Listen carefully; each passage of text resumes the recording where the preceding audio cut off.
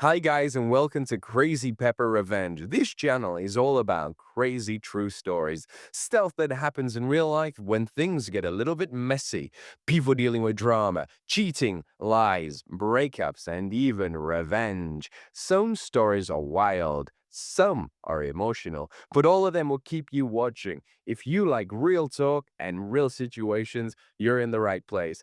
Don't forget to hit that subscribe button and stick around. This is Crazy Pepper Revenge, where the stories get spicy.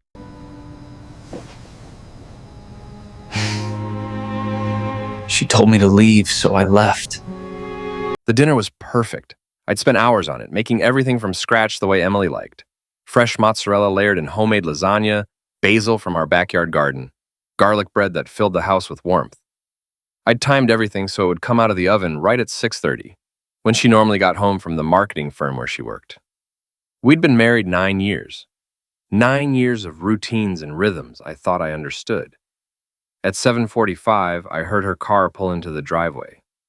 I stayed seated at the dining table, having learned months ago that greeting her at the door with too much enthusiasm only irritated her. Made her feel suffocated, she'd said once. So I waited, watching my untouched plate grow cold, watching hers do the same. She came in laughing, phone pressed to her ear. "No, you didn't. Brandon, that's insane." Okay, I'll see you tomorrow." "Yeah, bye." She ended the call as she walked into the kitchen, and for maybe half a second, her smile flickered when she saw me sitting there. It was like watching someone remember an errand they'd forgotten, something mildly annoying, like picking up dry cleaning. "You made dinner," she said. Not a question, not quite an accusation, just flat observation. "I did." I gestured to her plate. "Still warm." Emily set her purse on the counter, not on the dining table where I'd cleared a spot for it. She'd been doing that lately, keeping things portable, ready for quick exits. "I already ate." Brandon and I grabbed Thai food while working on the Henderson campaign, that new place on 4th Street. Brandon, her work husband, as she called him. They'd been colleagues for maybe 2 years now, ever since he transferred to her office. Before that, I'd been the person she called during lunch breaks. Now it was Brandon. Brandon's ideas, Brandon's jokes, Brandon's take on everything. "You could have sent me a message," I said, keeping my tone even. I'd learned that too. Showing hurt only made me the bad guy somehow. She pulled out her phone, scrolled. "Oh, I guess I forgot. We were deep in strategy mode. Time just disappeared." She grabbed a sparkling water from the fridge. "Actually, I'm heading back out. There's this networking thing at Apex, that new club downtown. The whole team's going to meet a potential client there." "A nightclub?" "It's where they want to meet." Her chin lifted defensively. "This is huge for the company, Mike. Some of us are still climbing the ladder. Some of us. As opposed to me, the high school chemistry teacher who finished work at 4 p.m. and had summers free, whose biggest professional win this year was getting the school board to approve new lab equipment." I heard the comparison she didn't voice. "What time will you be home?" I knew it was the wrong question the instant it left my mouth. Her expression went icy. "I don't know, whenever we finish networking. Why? Do I need to ask permission? Do I need a curfew now?" "I'm not saying that. Just what, Mike? Making sure I'm being a good little wife? Making sure I'm not having too much fun without you?" She set the can down hard. "This is exactly what I'm talking about. This needy energy. I'm out there building something real.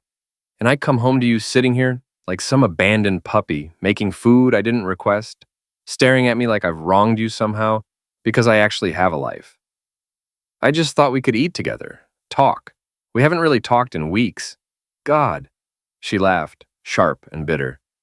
"You're doing it again. This guilt trip thing. I work 10-hour days, I'm trying to advance my career, and apparently that makes me the villain because you're sitting at home feeling neglected." "I'm not sitting in the dark," I said, which was stupid, which missed her point entirely. She grabbed her purse. "I need to change. My ride will be here in 20 minutes. She started toward the stairs, paused, turned back. Something in her face had shifted to something harder, more final. "If you don't like how I live my life," she said slowly, deliberately, "then leave." The silence that followed felt like the air had been sucked from the room. "Emily, no, I'm serious." She took a step closer, and I thought maybe she was coming to soften it, to take it back. but her eyes stayed cold. I'm exhausted from walking on eggshells in my own house.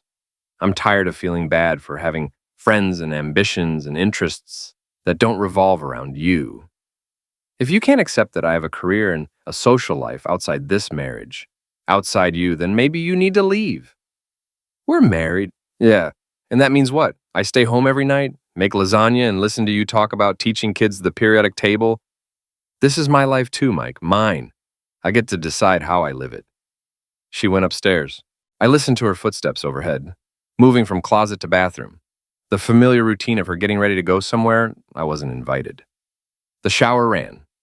Music started playing, upbeat and confident, the soundtrack of someone excited about their evening. I stood up and walked to our bedroom, started pulling suitcases from the closet. Clothes first, the essentials I'd need.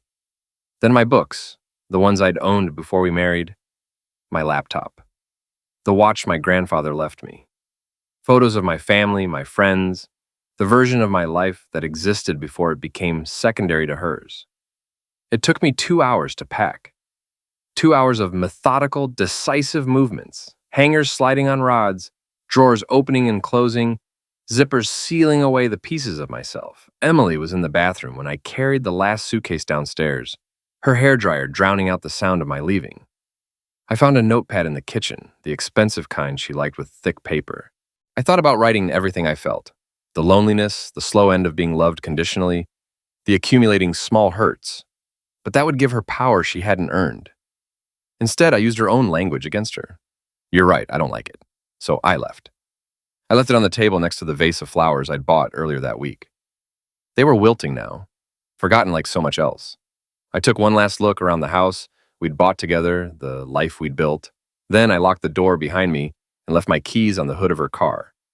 My brother Jake had divorced 2 years earlier. When I called him at 1:15 a.m., he answered on the second ring. Hey, you okay? I need a place to crash, just tonight, maybe a few days. I'll explain when I get there. There was a pause. Then, I'll make up the couch. Drive safe, man. I pulled out of our driveway at 12:47 a.m. In the rearview mirror, I watched our house disappear. The lights I'd left on, the life I'd left behind. Somewhere downtown, Emily was dancing, networking, living her life exactly how she wanted. And for the first time in longer than I could remember, so was I. Jake's apartment smelled like cardboard and new beginnings. Boxes everywhere, half unpacked, some still labeled in his ex-wife's handwriting. We sat up until 3 a.m. drinking beer in his sparsely furnished living room. She told me to leave if I didn't like how she was living her life, I finally said, and you left. And I left. Jake smiled, not happily, but with recognition. Welcome to the club nobody wants to join. I expected Emily to call Sunday morning. Surely by then she'd come home, walked into our house, seen the empty closets and the note. Surely she'd realize I'd actually done it. But my phone stayed silent. 7 a.m., 8, 9. At 10:15, my phone buzzed. Not a call, a text. Really, Mike? Really? Then, this is so dramatic. Over what? Me going out? Having friends? You're unbelievable. Then, I'm calling my mother. She needs to hear about how you abandoned your wife in the middle of the night like a coward. Then, you don't even have the decency to talk to me face to face. You just run away like a child. I watched them pile up, feeling something strange happen inside me. I'd expected guilt, expected to doubt myself, to wonder if I'd overreacted. Instead, I felt clarity, because there it was, right in those messages. Everything wrong with our marriage, distilled into angry texts. It was my fault. I was dramatic. I was unreasonable. Never mind that she'd literally told me to leave. Never mind that she'd been choosing Brandon over me for months. I was the problem. The phone rang. Emily. I declined the call. It rang again. Her mother. I declined that too. Then my own mother called. Michael David Harrison. What is happening? Diane just called me absolutely frantic. She says you've left Emily, that you packed up and disappeared in the middle of the night. Emily is devastated. What were you thinking? Mom, I really can't get into this right now. Emily and I are having issues, and I needed space. A space? You don't take space from a marriage, Michael. You work on it. You communicate. A pause, heavy with judgment. What did you do? What did I do? The automatic assumption that I was at fault hit like a physical blow. Mom, I have to go. I have work tomorrow. Work? Your marriage is collapsing and you're worried about work? Some of us have to show up to our jobs, Mom. It came out sharper than I intended. I hung up before she could respond. Monday morning, I went to school in a daze. My department head, Tom Martinez, pulled me aside before first period. Mike, my office. Now. His tone made my stomach drop. I followed him, closed the door when he gestured for me to. I got a call this morning, Tom said, from Emily's attorney. She's claiming you've been maltreating her, that you've accessed private communications illegally, that you're spreading defamatory information. What? That's not... He held up a hand. I know you. I don't believe it. But I have to ask, what the hell is going on? I took a breath. Emily and I are getting divorced. She filed first, claiming I abandoned her. My attorney is filing a countersuit because Emily's been having an affair. Her lawyer is trying to intimidate me by contacting my employer. Tom's eyebrows shot up. An affair? Do you have proof? Phone records going back 20 months. Credit card statements, witness testimony, emails. Yes, I have proof. He studied me for a long moment. And this maltreatment claim? I looked at publicly available information and accessed joint accounts I'm legally entitled to. My lawyer vetted everything. Okay. Tom nodded slowly. I'll tell her attorney we investigated and found no misconduct. If she keeps making false claims, I'll report her to the state bar. He paused. I'm sorry, Mike. I always thought you two had something solid. So did I. That afternoon, Maria Chen from the English department knocked on my classroom door. She taught down the hall, and we'd always been friendly in a professional, distant way. Hey, she said, can I come in? I gestured to a chair. She sat, clutching a folder. So, I heard what's happening with Emily. She paused.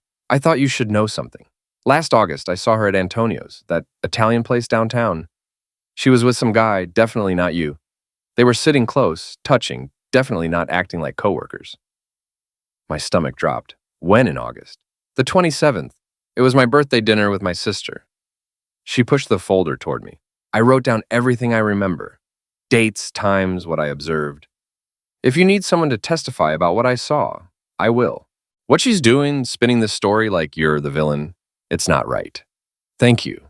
Seriously, Maria. You don't know what this means. I do, actually.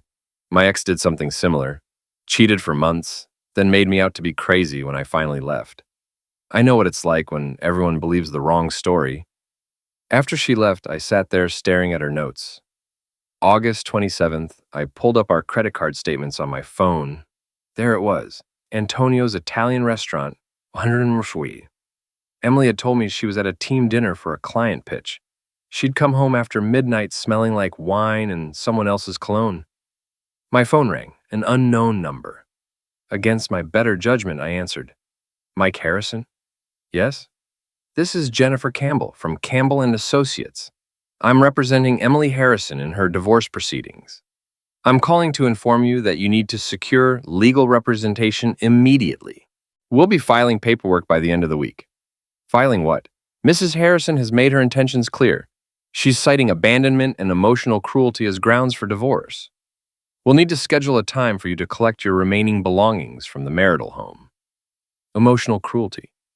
Me, the one who'd waited up nights, who'd made dinners she didn't eat, who'd begged for conversations she wouldn't have. I see. We'll be in touch once you've retained counsel. Good day, Mr. Harrison. She hung up. I sat there in my empty classroom, the phone dead in my hand. Emily had filed.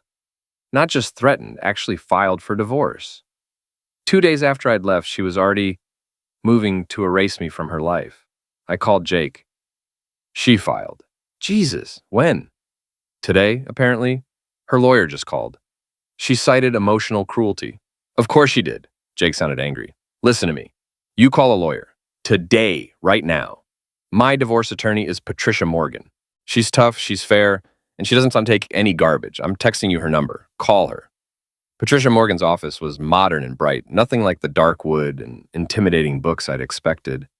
She was maybe 50, with short gray hair and sharp eyes that looked like they could spot a lie from across the room. Tell me everything, she said after we sat down. Start from the beginning. So I did. The gradual distancing, Brandon's arrival at Emily's firm, the late nights. the way I'd started feeling like an inconvenience in my own marriage. The night I made dinner and she told me to leave if I didn't like her lifestyle. And you took her at her word? Patricia said, making notes. I did. Did you respond in writing, text, email? I left a note. It said, "You're right, I don't like it." So I left. Patricia's mouth quirked. Using her own words, smart. And when did she file? Monday. I got a call from her lawyer saying I need representation. Jennifer Campbell? Yes. She's good, aggressive. She likes to paint her clients as sufferers and the other side as misusers. Patricia looked at me directly. She's going to try to make you look like a monster, Mike. She's going to take that note and spin it as proof of cruelty. She's going to use the fact that you blocked Emily's number as evidence of emotional misuse. We need to be ready. But Emily told me to leave. Do you have proof? Recording? Witness? No, it was just us. Then it's your word against hers, and right now, she's controlling the narrative. Patricia leaned forward. Here's what's going to happen. Campbell is going to file for divorce, citing abandonment and emotional cruelty. She's going to request that you continue paying the mortgage while Emily lives in the house. She's going to ask for spousal support and probably half your pension. And she's going to make you look like the villain who left his devoted wife without cause. Can she do that? She can try. Whether she'll succeed depends on what we can prove. Patricia pulled up something on her laptop. I need everything.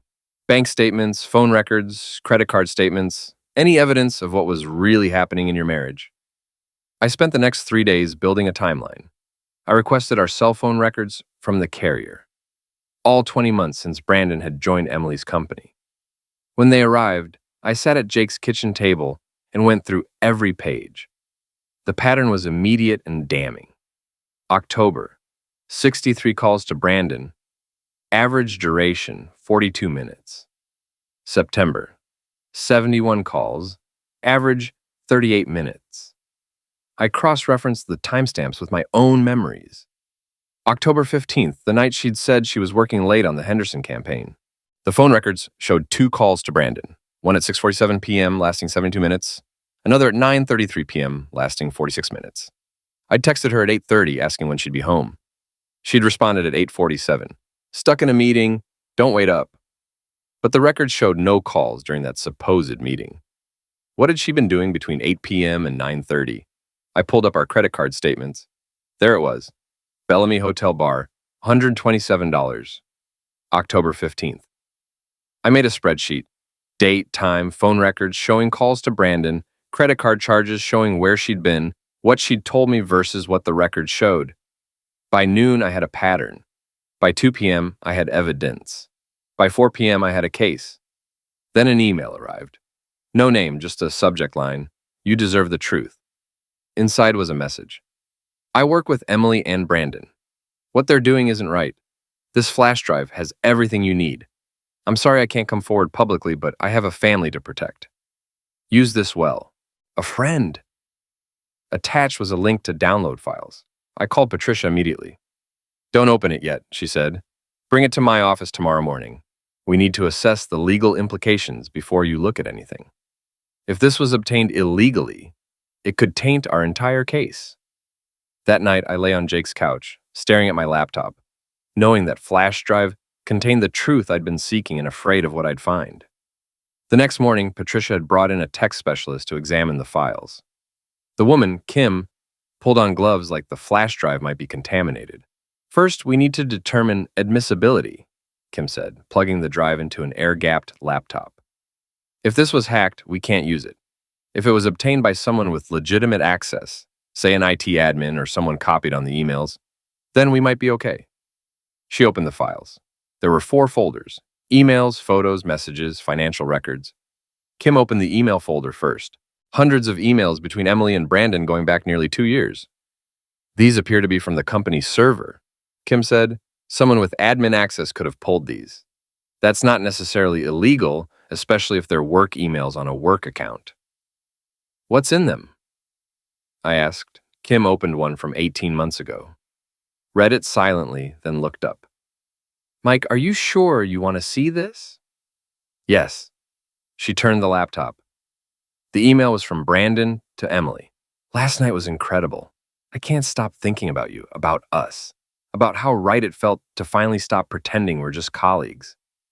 I know this is complicated. I know you're married, but what we have doesn't come along often. We deserve to explore it. When can I see you again? B. Emily's response, Brandon, I know, I feel it too. But we have to be careful. Mike can't know. Not yet. Not until I figure out how to handle this. Lunch tomorrow? Our usual place? I read it 3 times, each word a small knife. Not yet.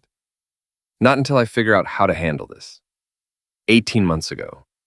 She'd been planning this for 18 months, planning how to leave me, how to handle the inconvenient reality of her husband. There are more, Kim said quietly. A lot more. Do you want me to flag the relevant ones? Flag anything that proves the affair, Patricia said. Anything that establishes timeline, intent, deception. Kim worked silently, opening emails, reading, flagging. Every few minutes, she'd mark one and move on. I sat there watching, my stomach turning to stone. This one, Kim said, opening an email from 6 months ago. This is explicit. She showed Patricia first. Patricia's expression didn't change, but she nodded. Flag it. I need to see, I said. Patricia hesitated. Mike, I need to see. She turned the laptop toward me. The email was from Emily to Brandon. Detailed descriptions of what they'd done in a hotel room, what she wanted to do next time, how being with him made her feel alive in ways she hadn't felt in years. I read it all, every word, every detail. Then I stood up, walked to the bathroom down the hall, and threw up. When I came back, pale and shaking, Patricia had water waiting. We don't have to do this now. Yes, we do.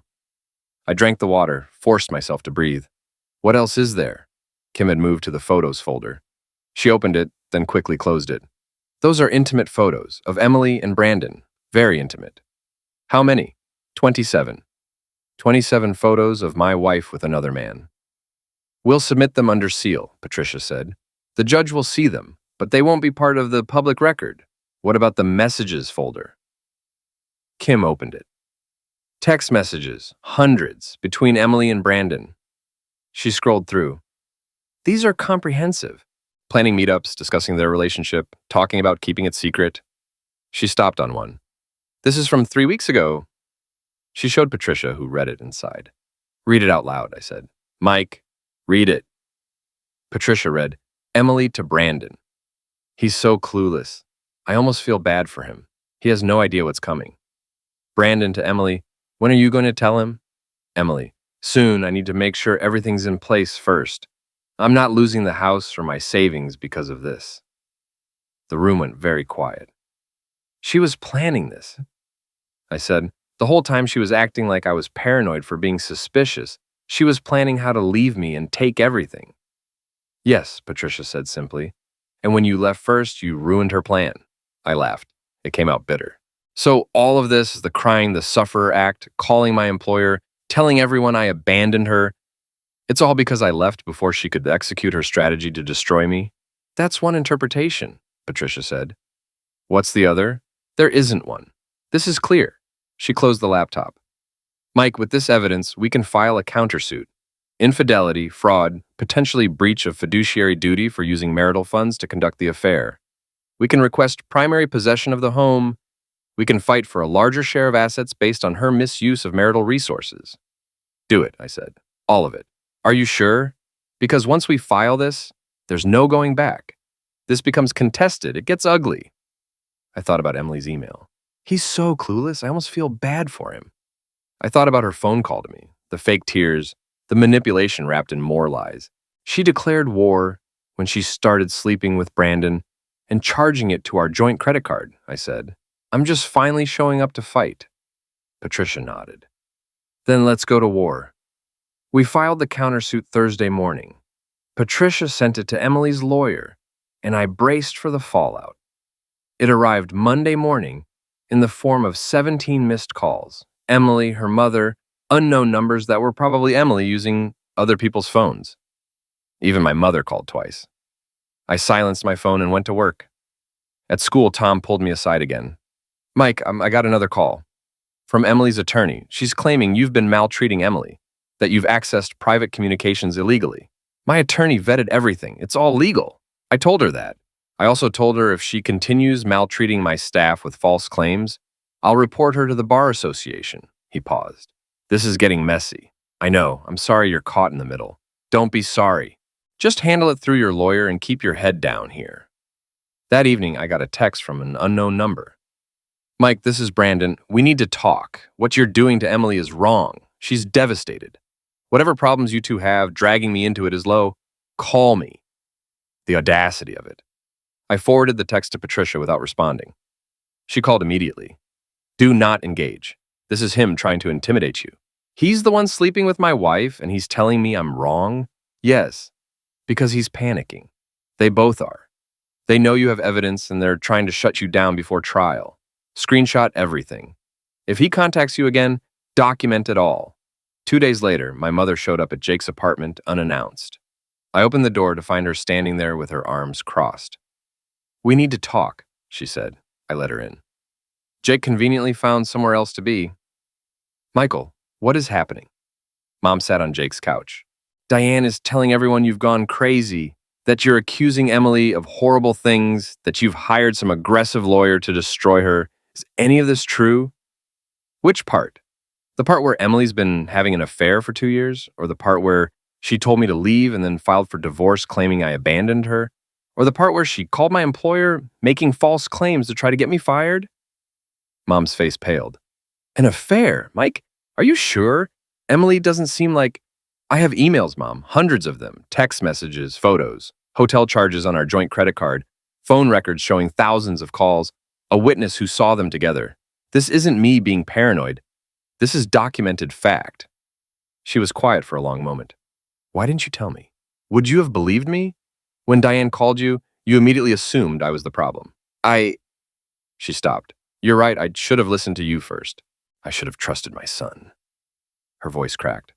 I'm sorry. We talked for 2 hours. I showed her some of the evidence, not the explicit parts, but enough to prove I wasn't making it up.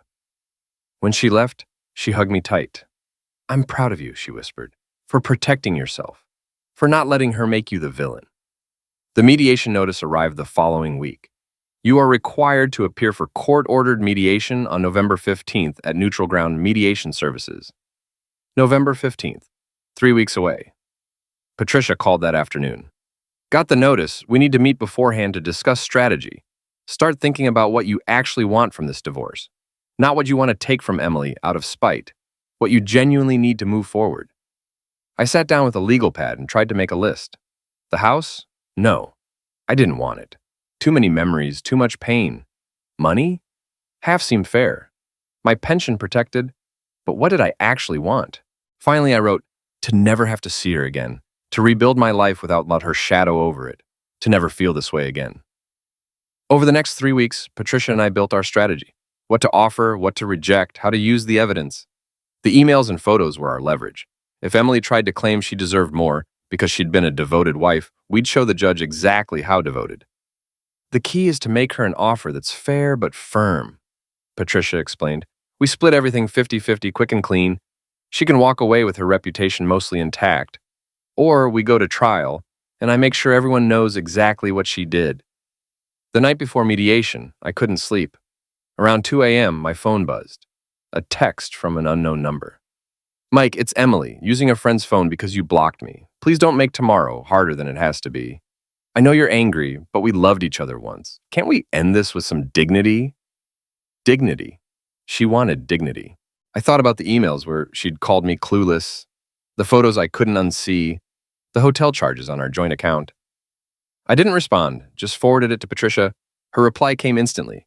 She's trying to manipulate you. Don't engage. See you at 10 a.m.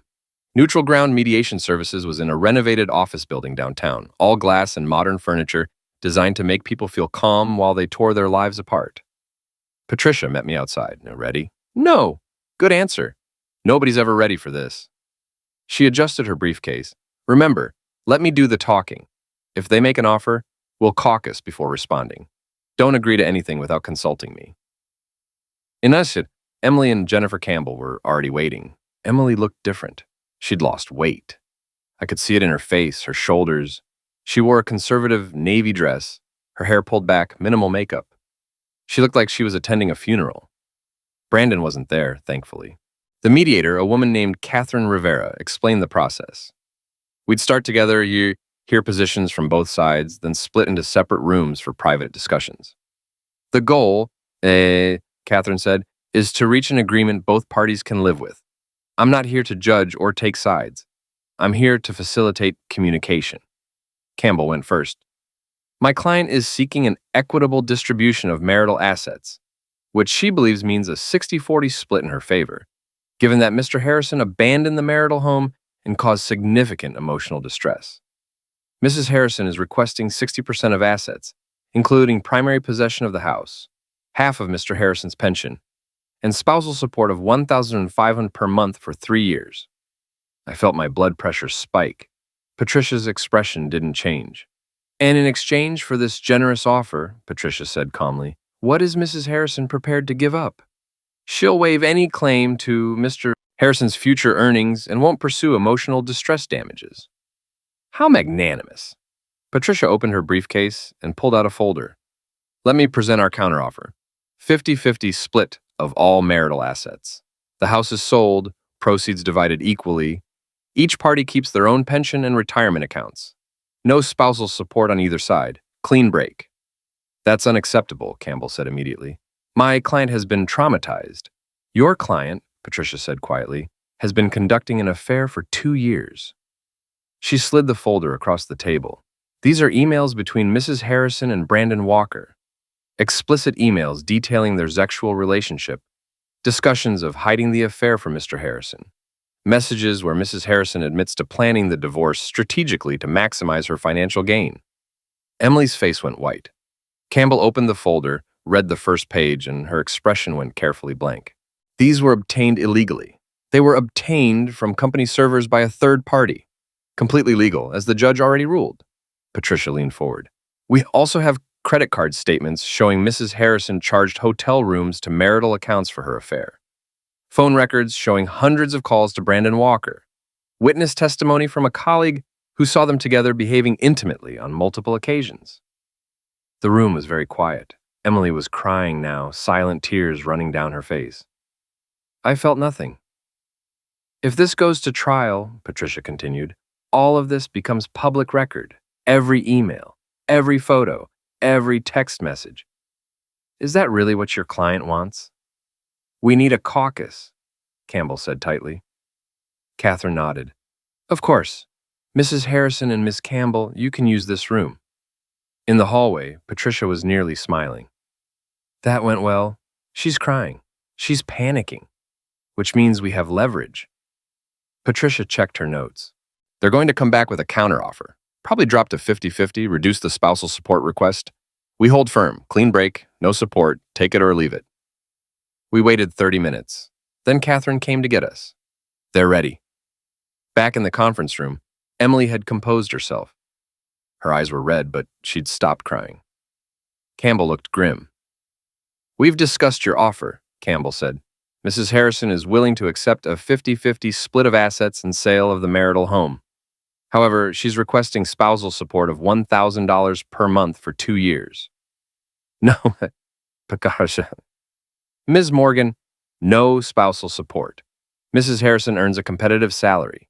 She has no health issues preventing her from working, and she's been conducting an affair with a colleague who will presumably be contributing to her household expenses going forward. Patricia's voice was steel. No support. Clean break. Take it or we go to trial. Campbell looked at Emily. Emily looked at me. For a moment, our eyes met, and I tried to read her expression. Regret? Anger? Fear? Can we have one more caucus? Emily said quietly. 15 minutes later, we reconvened. Campbell spoke. Mrs. Harrison will accept your offer. 50-50 and split. Sale of the house, no spousal support, clean break. Good, Patricia said. We'll need to work out the timeline for selling the house.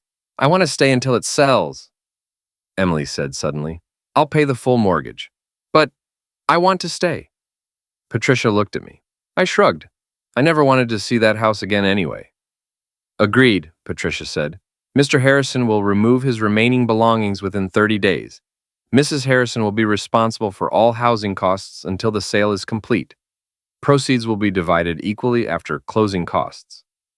The settlement was drafted over the following week. I signed it, Emily signed it, and it was submitted to the judge. 60 days until the divorce would be final. Those 60 days passed in a blur. I found an apartment, small but mine, with a window overlooking a park. I went back to the house once with Jake to get my remaining things. Emily wasn't there. She'd arranged to be gone. The house felt empty, haunted by the ghosts of who we'd been. I packed my books, my clothes, a few personal items. Looking around at everything we'd accumulated together, I realized I didn't want any of it.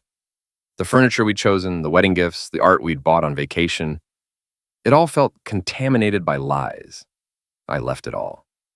On January 12th, Patricia called. "It's done. You're officially divorced." I was in my new apartment, standing at my window, looking out at the park. How do I feel? I asked myself out loud. Free. That same day, I got an email. The teaching position I'd applied for months ago. 6 weeks in Costa Rica, teaching science at an international summer program. Emily would have hated it. Too hot, too rustic, too far from her career, which made it perfect. I accepted immediately. Before I left, I opened my phone one last time and found the folder I'd labeled Remember. Screenshots, evidence, the timeline of Emily's lies. I'd kept it all, thinking I'd need to remember when doubt crept in. I deleted it, all of it. The past was the past. At the airport, Jake hugged me. 6 weeks. Don't do anything I wouldn't do. That leaves a lot of options. Exactly. Proud of you, little brother. On the plane, heading toward my future, I thought about Emily one last time. About the life we'd built that turned out to be built on lies. About the person I'd been, constantly shrinking myself to fit into her world. That person was gone now. The divorce hadn't destroyed me. It had freed me. 2 years later, I accepted a permanent position at an international school in Portugal. I adopted a dog, a goofy golden retriever I named Newton after my favorite scientist. I dated people who actually wanted to spend time with me, who saw me, who valued me. I heard through mutual friends that Emily and Brandon broke up after about 18 months. She tried reaching out once, a long email apologizing for everything. My response was short but sincere. I forgive you, but I don't want you in my life. I meant it, and I was genuinely happy.